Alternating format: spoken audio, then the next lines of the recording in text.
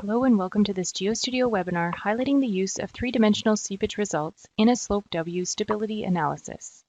I'm Catherine Dompierre and I work as a research and development engineer at GeoSlope. Today's webinar will be approximately 1 hour long. Attendees can ask questions using the chat feature. I will respond to these questions via email as quickly as possible. A recording of the webinar will be available so participants can view the demonstration at a later time.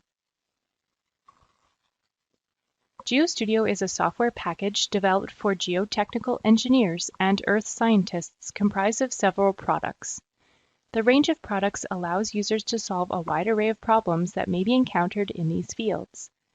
In today's webinar, we will use Slope W to assess the stability of multiple cross-sections through a riverbank with known stability issues. The pore water pressures used in the stability analysis are obtained from a SEEP3D seepage analysis. The three-dimensional geometry associated with the SEEP3D analysis will be created using Build3D. Those looking to learn more about the products, including background theory, available features, and typical modeling scenarios, can find an extensive library of resources on the GeoSlope website. Here you can find tutorial videos, examples with detailed explanations, and engineering books on each product. The first step of any numerical analysis is to generate the model domain or project geometry. Consequently, the webinar demonstration will begin in Build3D, where I will create the three-dimensional geometry for the SEEP3D analysis.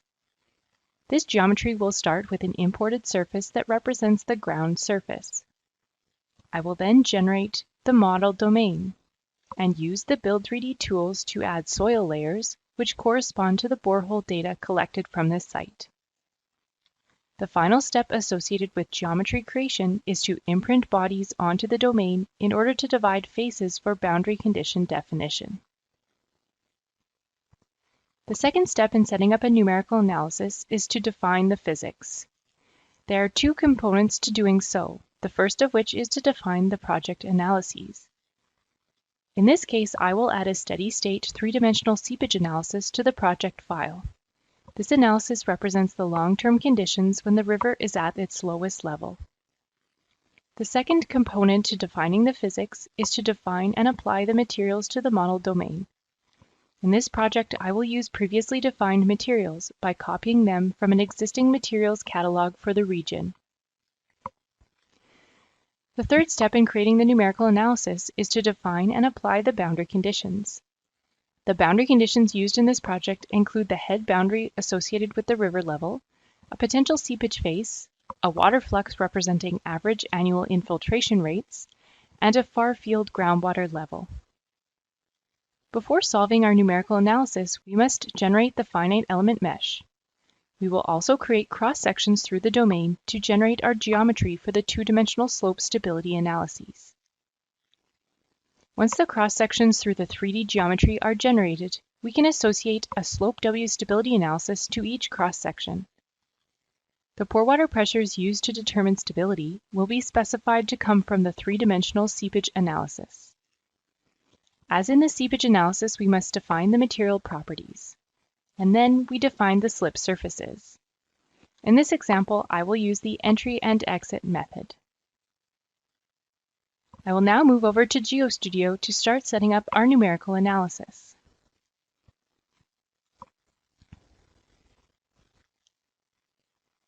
In this GeoStudio file, I have a three-dimensional geometry in the project tree. A three-dimensional surface was imported to this geometry from a step file. This surface represents the ground surface of a section of riverbank. The first step of the numerical modeling methodology is to create our model domain or geometry. To do so, I will open the Build3D window by going to Edit with Build3D. In the Build3D window, I will start by creating the overall model geometry. I will click on the top plane and select the Sketch option. In this view, I will make sure that I have selected the orthographic view setting. This is the best setting for sketching items on a given plane. In this case, I will use the line tool to sketch a rectangle that represents the overall domain I wish to model.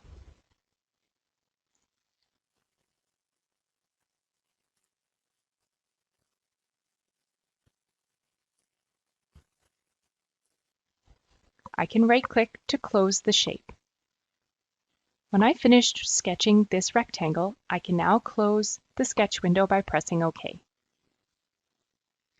You will notice that back in the 3D window, I can see that this sketch appears on the top plane or the y is equal to 0 plane. I wish to offset this sketch from the y is equal to 0 plane so that it is closer to my ground surface. In order to do so, I can right-click on the profile sketch and select Edit Plane. In this Edit Plane dialog, I can see that there is an offset option.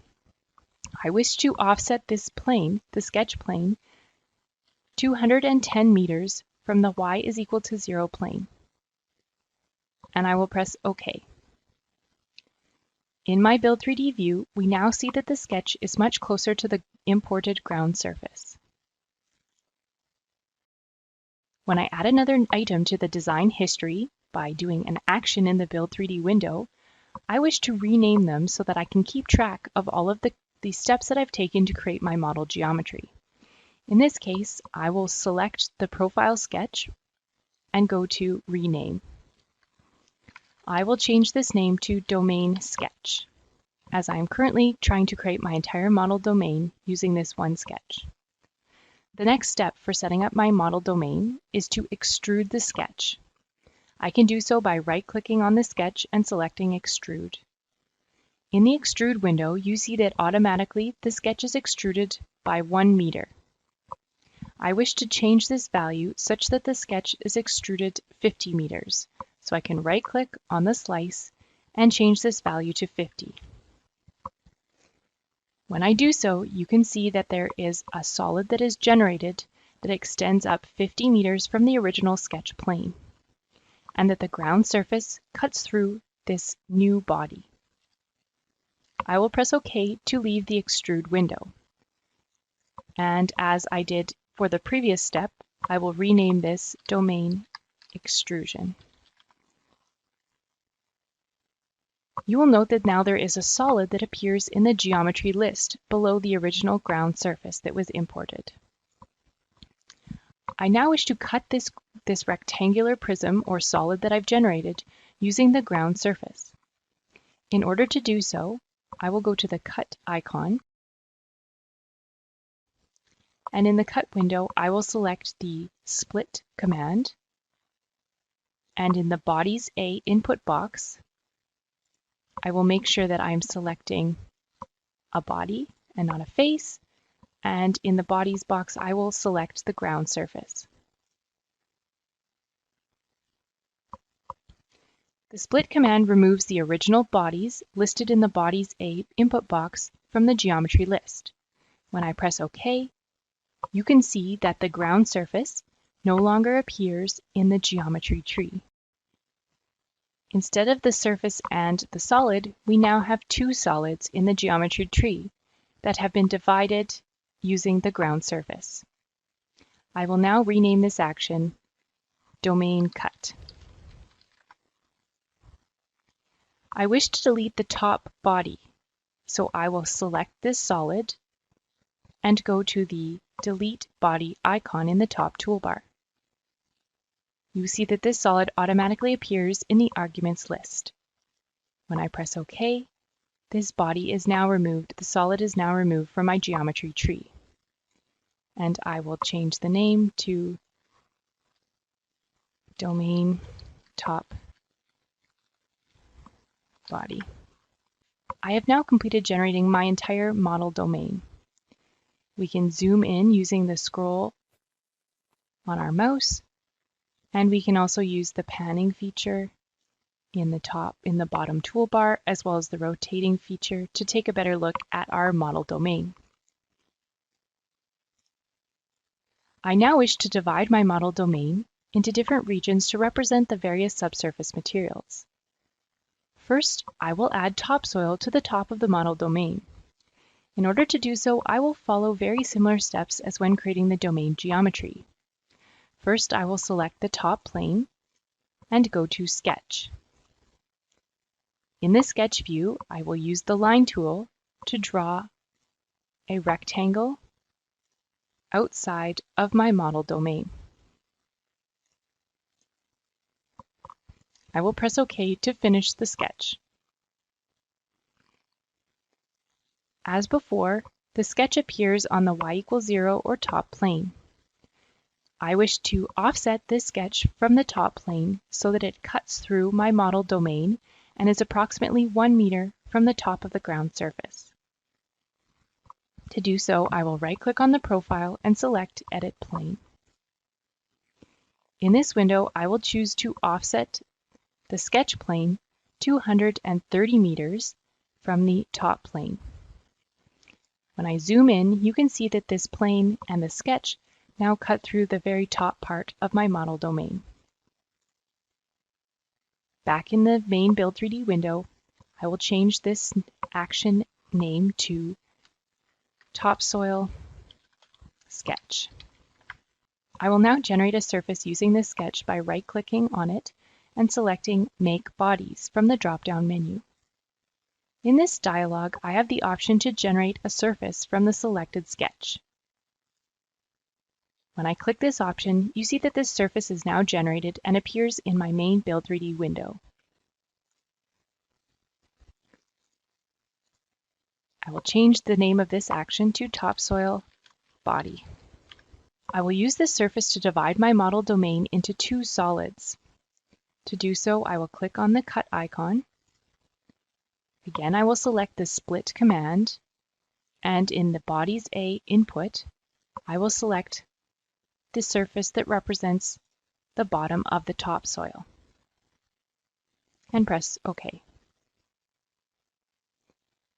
As previously, the surface that I had just created to represent the bottom of the topsoil disappears from my geometry list because I used the Split Cut tool. However, I now have two solids comprising my model domain, where the top solid represents the topsoil material. I will change the name of this action to Topsoil Cut.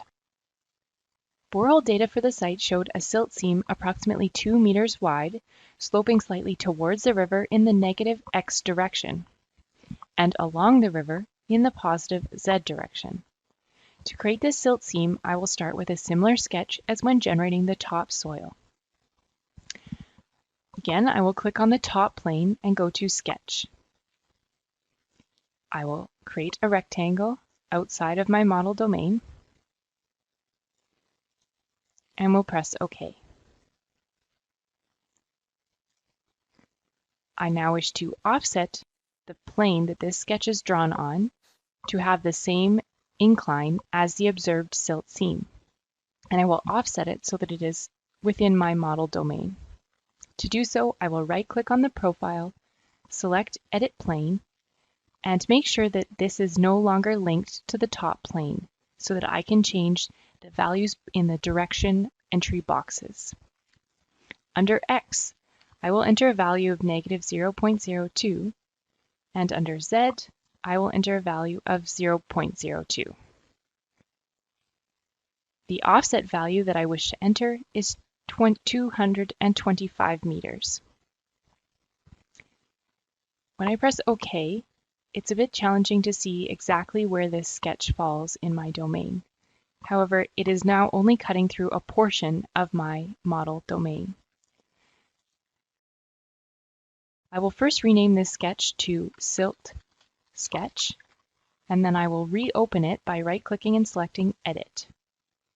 I wish to change the positioning of the sketch so that it falls outside of my model domain. It does not have to be a perfect rectangle, however, I wish for the sketch to be completely outside of my model domain, and then I will press OK.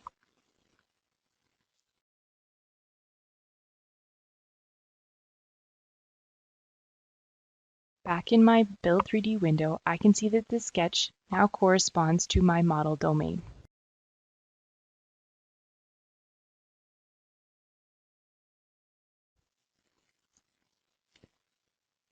I will now extrude this sketch to generate the 2-meter thick silt seam. I can do so by right-clicking on Silt Sketch, selecting Extrude, and changing the slice to 2 meters so that my silt seam is 2 meters wide. You'll now see that I have this body that is cutting through my main model geometry or domain. I can use the Cut tool to explicitly state how this new body intersects with the previous bodies that I had defined in my model space. So I will go to the Cut icon. I will choose the Split tool again, and in the Bodies A input, I will select this new body that I've generated to represent the silt. And I will press OK.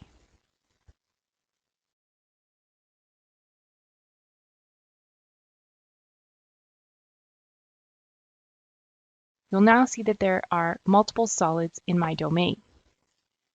The top one represents the topsoil. The one below it represents the clay. And then we have our silt seam running through the clay. And below the silt seam is more clay, followed by till at the very bottom of my model domain. First, I will rename these two final actions as Silt Extrude and Silt Cut. I now wish to generate the final soil layer in my model domain that represents the till.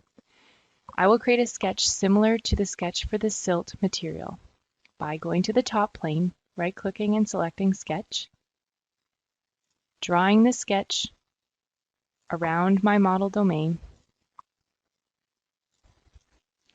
and pressing OK.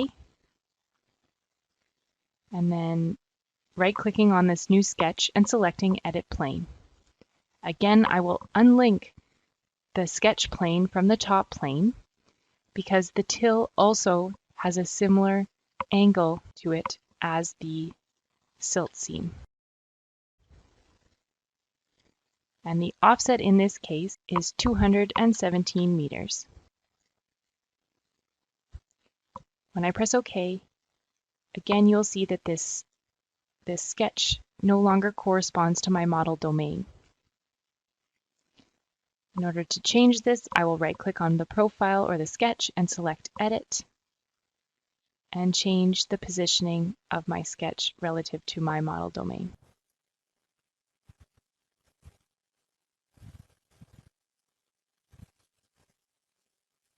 Making sure that it outlines my entire model domain.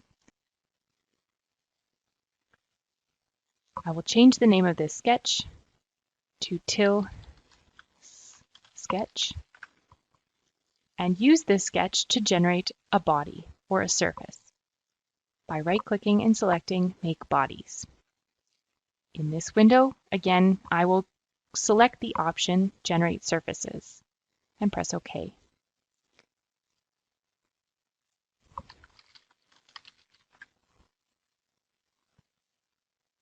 This surface represents the top of the till, where it intersects the overlying clay. So I wish to use this surface to cut the model domain one final time. I will go to the Cut icon, and as for all the other previous steps, I will use the Split command, and in the Bodies A input box, I will select the surface that I just generated and press OK. When I do so, the surface disappears from my geometry tree. However, I now have 5 solids that represent the various subsurface materials in my model domain.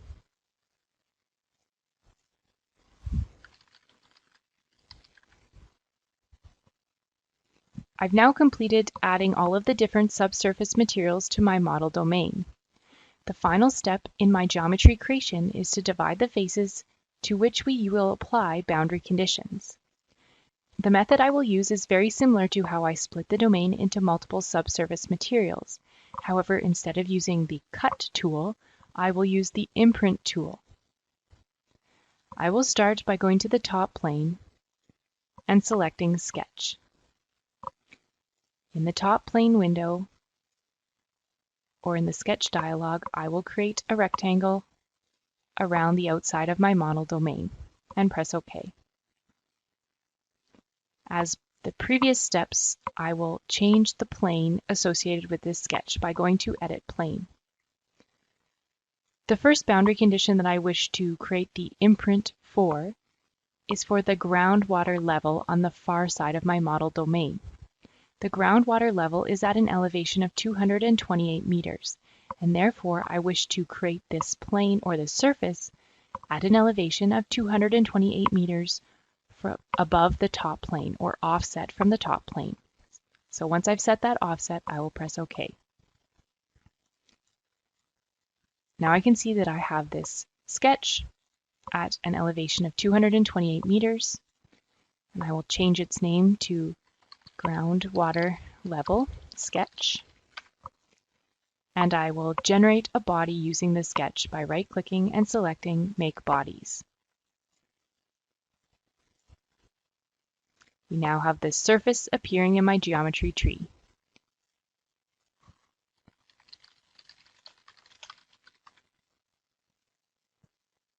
I will now use the imprint functionality to imprint this body along the faces on this side of the domain where the groundwater level boundary condition will be applied. I will click on the Imprint tool in the top toolbar. In this window, I will specify the tool body as the body that I've just generated to represent the groundwater elevation. I then will enter the argument bodies as the faces through which this surface intersects. So there's one, here's one, and here's a third face that this body cuts through. I also will choose the option Remove Tool Bodies so that the surface representing the groundwater level is removed once the imprint function is complete.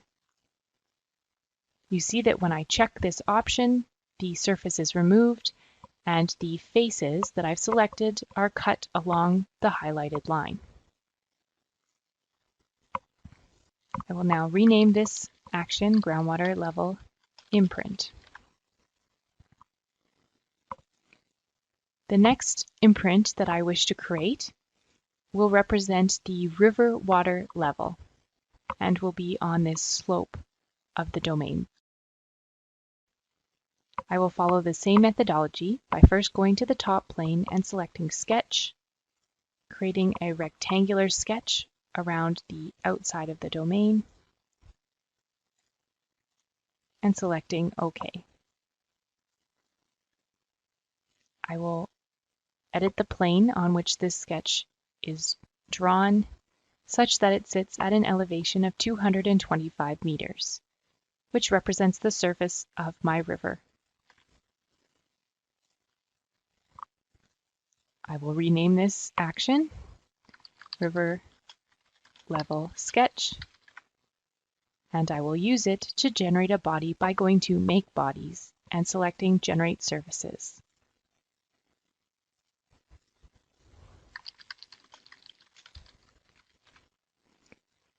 I now wish to use this surface to split or imprint the faces on the riverbank side of the domain. I will go to the Imprint icon, and in the Tool Bodies, I will select the surface that I've just generated. I then, under the Argument Bodies, will select all of the faces that this river water level will intersect.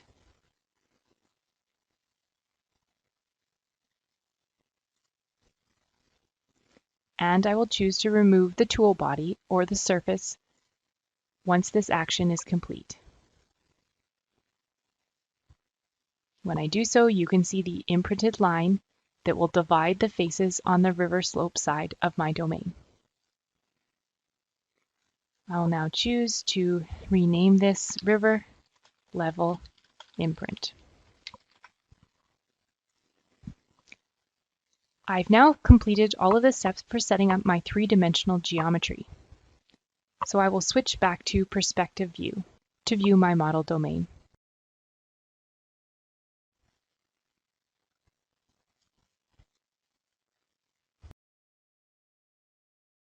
I will now close the Build 3D window.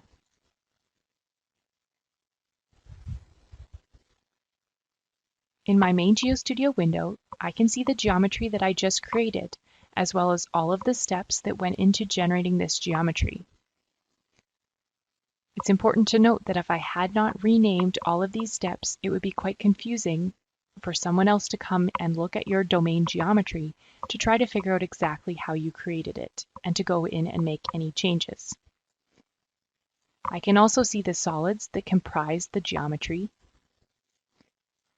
And I can also see if there's any boundaries or materials assigned to the domain. In this case, nothing has been yet assigned to our 3D geometry. The next step in my numerical modeling methodology is to define the physics. The first part of defining the physics is to add analyses to the project file. To do so, I can right-click on the 3D geometry and select Add Analysis. In this case, I wish to add a three-dimensional seepage analysis that represents steady-state conditions. This analysis now appears in the project tree, and I can rename it Steady-State Seepage, Low River Level. The second component of defining the physics is to define and apply the materials to the domain. As I mentioned, the materials at the study site correspond to a previous investigation where a catalog of the materials was created in a GeoStudio file.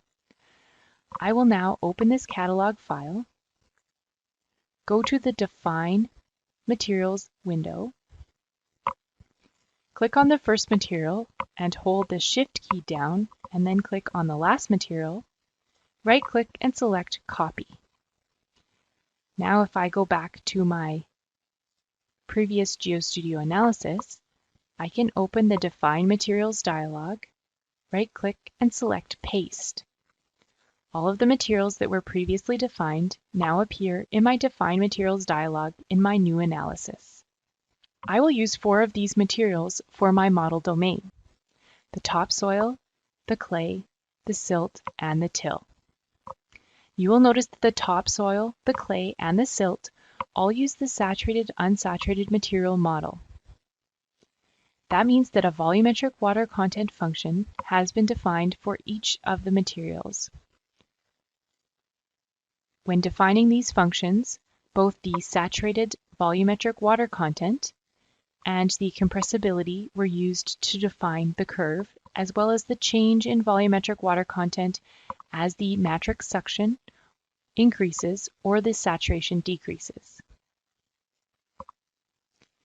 For the saturated-unsaturated material model, a hydraulic conductivity function was also specified for each material.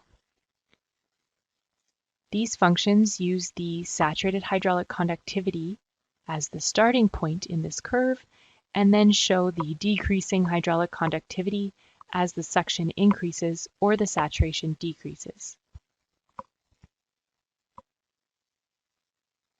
The final material that I will use in this analysis is the till, and this till uses the saturated-only material model to define the hydraulic conductivity, volumetric water content, and compressibility of the material, all under saturated conditions.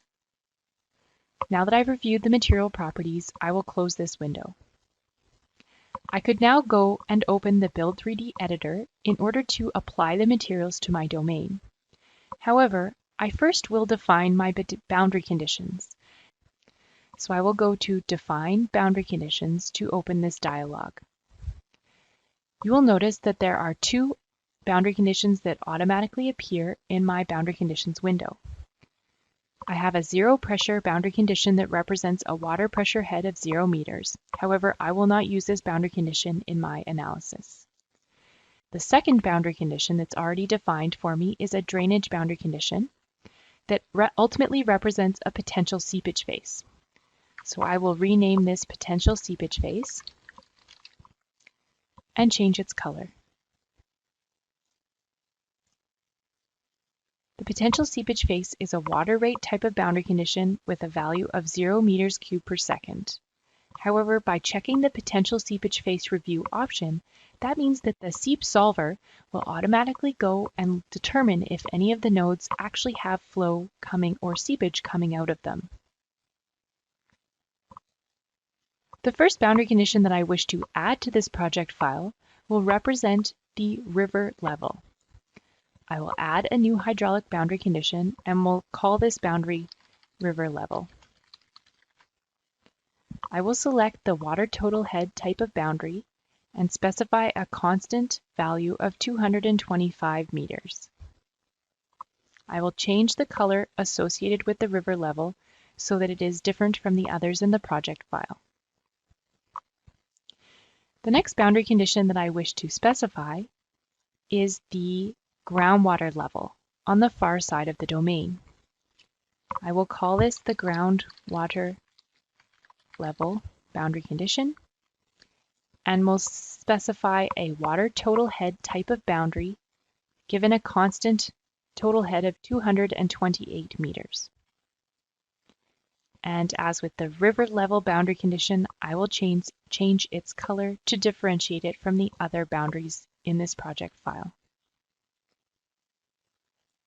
The final boundary that I wish to define is an infiltration boundary condition. I will add a new hydraulic boundary condition and name it average infiltration.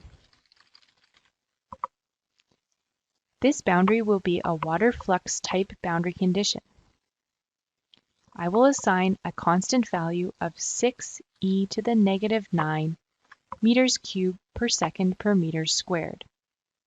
This corresponds to approximately 200 millimeters of infiltration per year. As with the other boundaries, I will change its color to differentiate it from the other boundary conditions. My boundary condition definition is now complete, so I can close the Define Boundary Conditions window. I'm now ready to apply the materials and the boundary conditions to the domain, so I will open the Build 3D editor again. In order to apply materials to the domain, I can use the solid selection option in the right side of the window to click on the solids in the domain, and then go to the Properties menu on the bottom left side of the screen and specify which of the materials from the drop-down menu I wish to apply to that solid. In this case, I will apply the topsoil to the top solid of the domain. The solid below the topsoil represents clay, followed by the silt seam, with clay below that as well. And the bottom material is a till. My materials have now been added to my project domain. I will now add boundary conditions in a very similar manner. To do so, I will make sure that the Face Selection option is turned on in my right toolbar, and I will start by specifying the faces to which the river level boundary condition must be applied. I will select the face in the main view and go to my Properties window to specify the boundary associated with that face. In this case, I will select the river level boundary condition. I will click on the other surface representing the location of the river and select this boundary again. And there's one final small face right here that represents the portion of the domain where the river level is affecting my geometry. I now wish to apply the potential seepage face boundary to all of the slope faces that are above the river level. To do so, I will zoom in and select the potential seepage face boundary condition from the drop-down menu in the Properties window.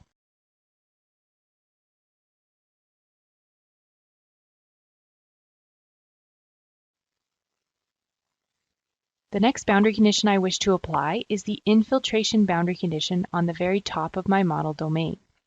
So I'll click on the top face, and from the drop-down I will select the average infiltration boundary condition. The final boundary that must be applied to my domain is the far field groundwater boundary condition. I will select all of the faces below the groundwater level line that I imprinted on this side of the domain and apply the groundwater level boundary condition to these faces.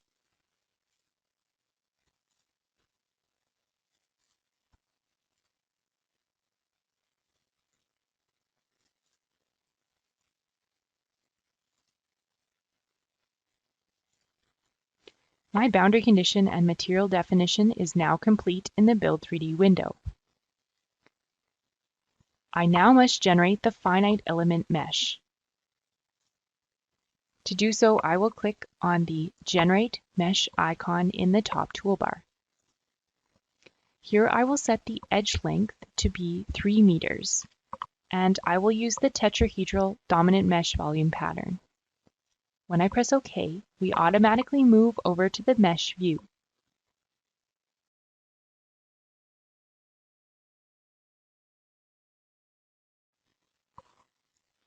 In the mesh view, I can now see the mesh that has been generated for our model domain. I will go back to the geometry view in order to generate cross-sections through the three-dimensional geometry. I wish to generate 2 cross-sections to run multiple stability analyses on these cross-sections. To do so, I will select the front plane and then go to the section icon. This creates a new section which I will name Section 1, and I can set the offset from the front plane that this section is generated on. In this case, I want the section to be generated a distance of 40 meters from the front plane, and I will set the edge length to 5 meters and press OK. Once I've done so, I can see this new section appears in my geometry sections list.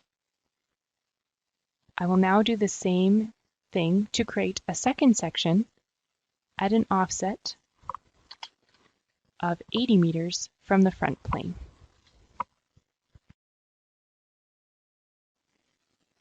I now have these 2 sections listed under geometry sections. I need to right-click on each section and select Generate. When I do so, a 2-dimensional geometry section is added to the project tree that corresponds to this section.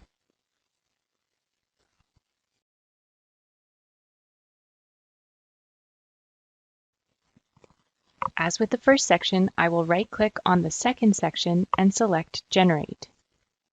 Once the second section has been generated, I can now close the Build 3D window to go back to my main GeoStudio window. You can see that there are now 2 additional geometry items that appear underneath my 3-dimensional geometry in the project tree. These are the 2 generated cross-sections. You will notice that the materials defined in the 3-dimensional analysis appear in the 2-dimensional domain automatically. I will now add a slope stability analysis to each of these sections in the Define Project dialog. I will click on the Add button when I've selected one of the sections and go to Slope W Limit Equilibrium Analysis. And I will rename each analysis accordingly.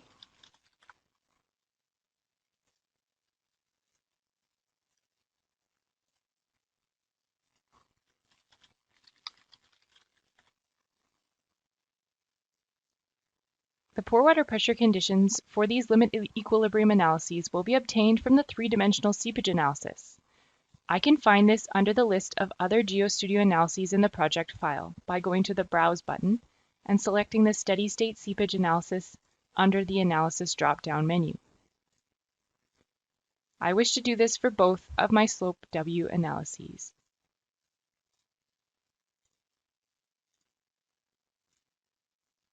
Under the Slip Surfaces tab, I need to ensure that the direction of movement is from right to left and that the Entry and Exit Slip Surface Definition option is selected. My slope stability analysis definition is now complete, so I can close the Define Project dialog. For these new stability analyses, the geometry definition is complete and the materials have already been assigned to the domain. Let us open the Define Materials dialog in order to see these material properties. The topsoil, clay, and silt all use the Moore-Coulomb material model to specify their strength and unit weight characteristics. The till uses the bedrock material model. This means that none of the slip surfaces can penetrate the till. I will now define the slip surface entry and exit ranges for each stability analysis by going to the Draw Entry and Exit Slip Surface icon in the top toolbar.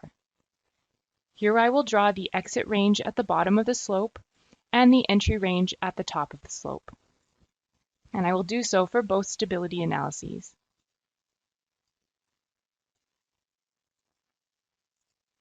I'm now ready to solve my analyses, so I will make sure that all three of them are selected in the Solve Manager window and press the Start button.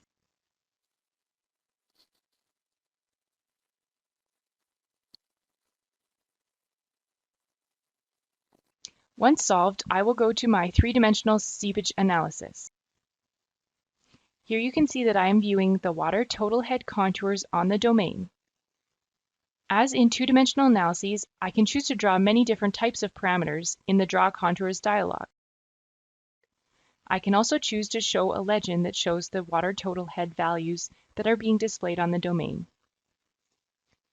We also see that there are flow vectors that are being drawn in our 3D space. These flow vectors indicate that there is seepage occurring at the bottom of the slope. We could also choose to draw an isosurface that represents the water pressure of 0 kPa, or illustrates the location of our water table.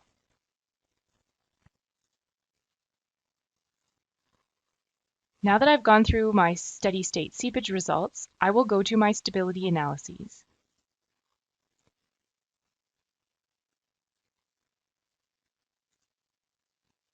You will notice that when I auto-select the critical slip surface, the factor of safety for both of my slope stability analyses is around 2.5 or greater.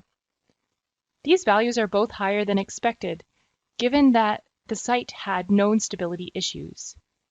However, after further investigation, I expect that a translational failure is likely due to the presence of a weak clay layer immediately beneath the silt seam. Back in the definition view, I'm going to go into my Define Materials dialog to review the additional material properties that have been defined in this catalog. You can see that there is a second clay material that has anisotropic conditions, and thus is able to represent weak layers along the inclination of the silt seam. This anisotropic function has the same initial characteristics for the clay as were defined in the original clay material model, except the cohesion value is now 0. This is because the observed deformation and shearing at the site would have eliminated the bonds responsible for the soil's cohesive tendencies within the weak layer of clay. Also, you'll notice that there is a modifier function being applied to the friction angle. You will see that the modifier function reduces the friction angle to 40% or 0.4 when the inclination of the bottom of the slip surface is approximately 1 degree. This means that when the base of the slip surface is 1 degree, the friction angle decreases from the originally specified value of 25 to a value of 10. These strength parameters were established based on previous observations at the study site that suggest that the weak layer is predominantly smectite right at the top of the clay and below the silt. A literature review suggested that the residual friction angle of the smectite could be as low as 8 to 10 degrees. So we're looking to model this weak layer with a friction angle between 8 and 10 degrees.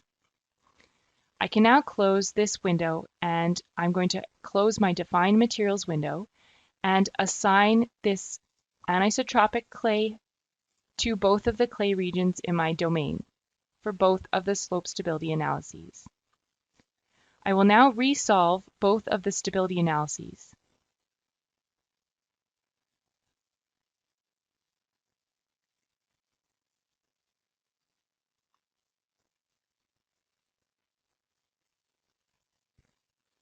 When I do so, you will notice that the critical factor of safety has now decreased. However, the value is still not around 1, as I would have expected for a site with known stability issues. And I also expect that there is a translational failure right along this weak layer at the bottom of the silt, where the silt comes in contact with the clay. So in order to force the translational failure right along the bottom of the silt layer, I can change all of the materials below to bedrock. So you'll see in the Define Materials dialog that we have an additional bedrock material that was specified to be the impenetrable material model. So I can apply the bedrock material to the bottom 2 regions in my domain so that the slip surface is forced to exit or translate along the bottom of my silt seam. However, when I do so, that means that the anisotropic properties of the clay are no longer being accounted for right at this weak layer. To accommodate for that, I've created an additional silt material that uses the anisotropic function as well. In the modifier function window, I've used the same modifier function so that the friction angle of the silt right at the bottom, when the inclination of the bottom of the slip surface, the slip surface slice is right around 1 degree, we have our friction angle decreased from 23 degrees down to a value of 9.2 degrees, right around this 1 degree inclination of the bottom of the slip surface slice. And this is within the range that we would expect the friction angle of the smectite to be. So I said it was between 8 and 10 degrees. So this modifier function can still be used for our silt material to make sure that we are accommodating for the properties that would be right at the intersection between the silt seam and the underlying clay. So now back in my main GeoStudio window, I will go to Draw Materials and I will select the anisotropic silt material and apply it to the silt seam, and below that I will select the bedrock material so that we force a translational failure. The final thing that I must do is change the exit range for my slip surfaces, as I wish them to exit at the bottom of the silt seam at the lowest. So I've just moved it up so that the bottom of my exit range corresponded to the intersection point between the silt and the clay when it exits the domain. And I'm going to make the same changes to my other slope stability analysis by adding the anisotropic silt to the silt region and bedrock below that, and then changing the exit range so that corresponds to the bottom of the silt seam. I'm now going to resolve both of my slope stability analyses to see if the factor of safety is closer to 1.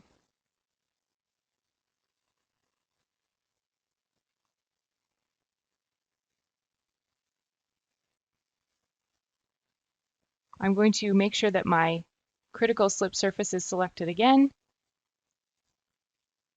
And you will notice when I do so, the factor of safety for both of my slope stability analyses is now much closer to 1. So you'll see that in the first section, my factor of safety is just over 1.1, but in the second one, I have a factor of safety just above 1. So this is what I was looking for, and I did a bit of a back analysis here to determine the material properties that would most likely correspond to the stability issues at this site. I now want to make sure that the friction angle that was applied to the bottom of the slip surfaces was as I expected.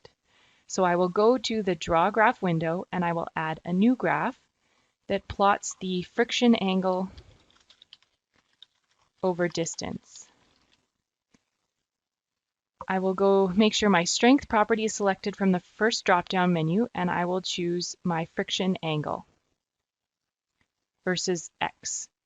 So you will see that the friction angle for the first part of the slip surface slices is at a value of 9.2. So that corresponds to the friction angle when the modifier function is used and decreases the originally specified friction angle of 23 by down to 40% of the original value. So this is the 9.2 because the base of the slip surface is going along this intersection between the silt seam and the underlying clay at an angle of 1 degree. And so therefore the friction angle that's used is the modified value of 9.2. Once the bottom of the slip surface slice is no longer along that intersection or region between the silt and the clay, you'll see that the friction angle goes back to the original value of 23. Then when the slip surface slice enters the clay region, you'll see that it goes up to the value of 25, which was the friction angle we specified for the clay. And then in the topsoil, it goes back down to correspond to the friction angle specified in our topsoil region. So that means that the modifier function worked as I expected. Also, when you're conducting slope stability analyses, it's important to check for convergence. So I will add a new convergence graph, and from the kind, I will select convergence. This convergence plot looks at the factor of safety over the lambda value. So basically, it shows how the critical factor of safety was reached, or the factor of safety for this slip surface. So we have our factors of safety versus lambda calculated using the summation of moments throughout the domain. And here is the factor of safety versus lambda calculated for the summation of forces for all of our slip surfaces. And so the intersection of these two lines represents the factor of safety that's the same for both of the plots, and therefore is the factor of safety determined for that slip surface. So here we see that there's a clear intersection point between both of these plots, and that means that good convergence was reached. It's important to look at the critical slip surface as well as the slip surfaces that have a very similar factor of safety to determine that good convergence was reached for these slip surfaces that are near the critical value. I've now finished reviewing my GeoStudio project. This example illustrated the creation of a three-dimensional model domain with an imported ground surface and the ability to generate cross-sections through the domain for two-dimensional analyses. I also demonstrated how to use the 3D seepage results in a 2D slope stability analysis, and I did a quick back analysis to determine the material properties likely leading to the stability issues at this project site. I hope that this webinar will assist with your future modeling endeavors. A recording of the webinar will be available to view online. Don't forget to look at the library of resources available on the GeoSlope website. And if you are unable to find what you are looking for, you can always send a message to our experienced team of support engineers by submitting a support request. We have now reached the end of this webinar. Please take the time to complete the short survey that appears on your screen so we know what types of webinars you are interested in attending in the future. Thank you very much for joining us, and have a great rest of your day. Goodbye.